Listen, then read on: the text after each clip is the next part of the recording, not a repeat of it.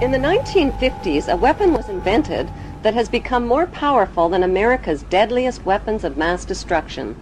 It is the weapon of mass deception, and it is right in our own living rooms.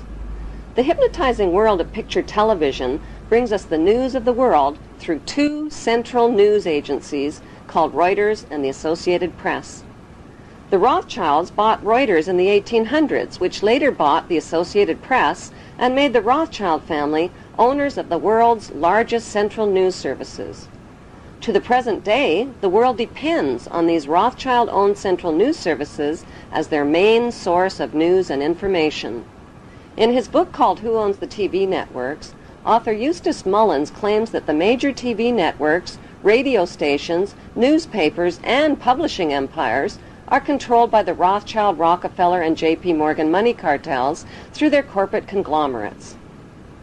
The bankster-owned media conglomerates include weapons manufacturers General Electric and Westinghouse, which profit from promoting wars. Control over the Internet, publishing, recording, and top cable companies can be traced back to the same Big Five media empires: General Electric, Time Warner, Viacom, Disney, and News Corp. These media monopolies are owned directly or indirectly by the Rothschild, J.P. Morgan, Rockefeller, and Oppenheimer Brotherhood. Yes, there are now more stations and more media voices, but they're all coming from the same ventriloquist. Every TV show needs corporate sponsors, and corporate sponsors sponsor pro-business, pro-government programming, and journalists who support the agenda of the Big Five media owners. While 2/3 of the world goes hungry, these banksters offer gazillion-dollar sponsorships to sports athletes to play with their balls. Why? Because they keep the masses distracted from the important issues. The media and banking monopolists now have the power to make or break political leaders around the globe. Why haven't the networks made a TV movie of the week about how the Bush family made their family fortune? The movie could be called The Awful Truth, starring George W.'s great-grandfather, Samuel P. Bush, whose Buckeye Steel Castings Company supplies parts for Edward Harriman's railroads, who in turn provides rail shipments for John D. Rockefeller's Standard Oil, who in turn gets monopoly financing from the Rothschilds. The movie could be made into a TV series starring Samuel's son, Prescott Bush, as the managing director of a Nazi steel manufacturing plant in Poland called Silesian Consolidated Steel. In episode 1, Prescott Bush forwards American financing to his German partner Fritz Thyssen through the Union Banking Corporation in New York. Fritz Thyssen arranges a contract with Nazi Germany's IG Farben Company for free Jewish slave labor in Bush's steel manufacturing plant at the Auschwitz concentration camp. Episode 2 shows Skull and Bonesman Prescott Bush and Averell Harriman getting caught under Trading with the Enemy Act, as the U.S. government moves in and seizes all of their shares in Union Banking Corporation.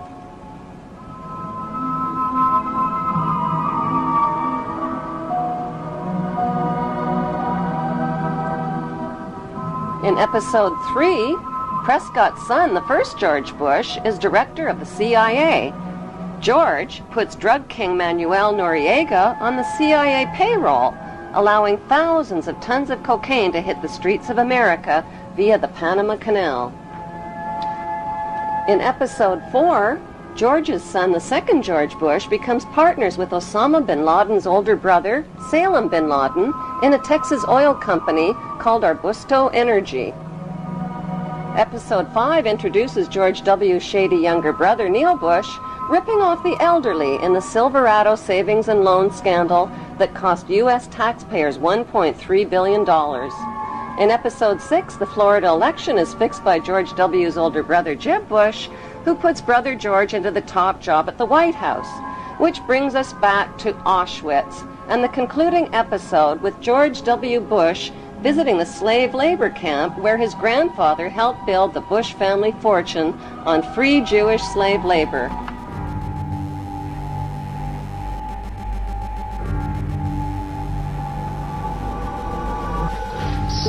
The sites are a sobering reminder that of the power of evil the need for people to resist evil.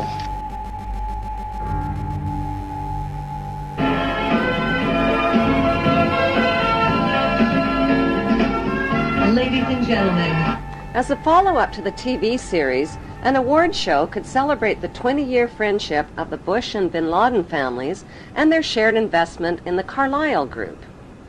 The Carlyle Group is one of America's largest weapons contractors. For the Bush and Bin Laden families, war means profits, big profits. Although the media creates the illusion of freedom of the press, the dominant opinion and messages always serve the banksters' agenda. The chilling reality is that up to 15% of the tax money deducted from your paycheck each month buys the bombs and pays the salaries of troops to commit these atrocities. Rivers of blood from innocent families and their children is on everybody's hands. The plan for world domination by the banksters cannot be accomplished without your cooperation. That plan was formulated in 1773 at Mayer Rothschild's goldsmith shop by 13 influential German Jewish families. Among them were Rothschild, Oppenheimer, Warburg, and Schiff. Their formula for global control is the 3M formula: money control, media control, and military control. 2, 1, mark, and visual confirmation. Like changes to the rules that gave these families the media and money monopolies, new laws are being passed to transfer military control to them by privatizing the military. But if they're killing terrorists, who cares if they are government soldiers or corporate soldiers? A more important question to ask is, who exactly are the terrorists and where do terrorists get their training? The answer is right smack in America at Fort Benning, Georgia. Until January 2001, America's terrorist training school was called School of the Americas, but because of massive protests against its activities, the name was changed to WISC, Western Hemisphere Institute for Security Cooperation. Actress Susan Sarandon narrated a documentary film called School of the Assassins. The film exposes the school as a terrorist training camp whose graduates are well-known murderers, torturers, state terrorists, and dictators, including drug king Manuel Noriega. The role of terrorists in the bankster-owned media is to scare the living tax dollars out of citizens, and timing is everything. On the second anniversary of the 9/11 attack on the World Trade Center, George Bush asked for an $87 billion increase in military spending. At the same time, the media released a dramatic video showing Osama bin Laden alive and well and threatening to make the 9/11 attack seem like foreplay. How much do we really know about America's favorite villain? Multimillionaire Osama bin Laden was the 17th of 52 children fathered by a wealthy construction baron named Mohammed bin Laden, who had close ties to the Saudi royal family and the Bush family. In 1979, the American CIA and Pakistan's ISI financed an anti-Soviet group in Afghanistan and provoked a profitable 10-year war with the Russians. When the Russians invaded Afghanistan, the CIA hired Osama bin Laden to recruit and train al-Qaeda fighters to fight the Russian army. Invasion. Anti-communist guerrillas in Afghanistan have been at the front line in the fight against the spread of communism. But what was the fight really all about? Not carrots or potatoes. It was about poppies, endless fields of opium poppies that provide over 70% of the world's heroin supply to heroin addicts worldwide. These are very uncomfortable issues for politicians.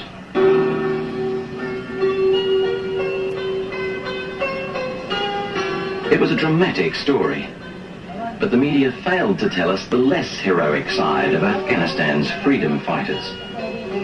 America's new friends had become hooked on the economics of the poppy. During the war, many of the mujahideen radically increased the production of opium, the raw ingredient of heroin. Opioid abuse in the United States is at epidemic levels. This is probably the worst drug situation in our country in decades, if not a century. With deaths more than quadrupling between 1999 and 2015. The international drug trade began in 1606 when Queen Elizabeth I built England's wealth by trafficking illegal opium from India to China. British East India Shipping Company and profited handsomely, not just from drug trafficking, but from trafficking African slaves with her slave trader, John Hawkins. First, knighted her slave trader with the noble title of Sir John Hawkins. By 1830, the British had distanced themselves from dope dealing by granting opium monopoly rights to the Jewish Sassoon family, who became known as the Rothschilds of the Far East. As an agent for the Crown, David Sassoon shared his dope profits with Queen Victoria. The British East India Company built a major factory to process the opium here at Gazipur. It's still a lucrative earner for the Indian government, which sells opiates to the world's pharmaceutical industry. When the Chinese banned opium and destroyed 600 chest loads of the addictive drug, Sassoon and the British retaliated. It was a financial disaster for the British.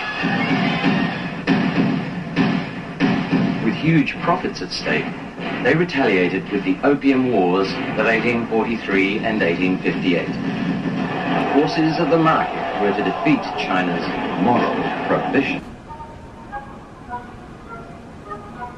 Sassoon and the British forced drug addiction onto an entire nation, stole the island of Hong Kong, and made Hong Kong the capital of the British international drug trade.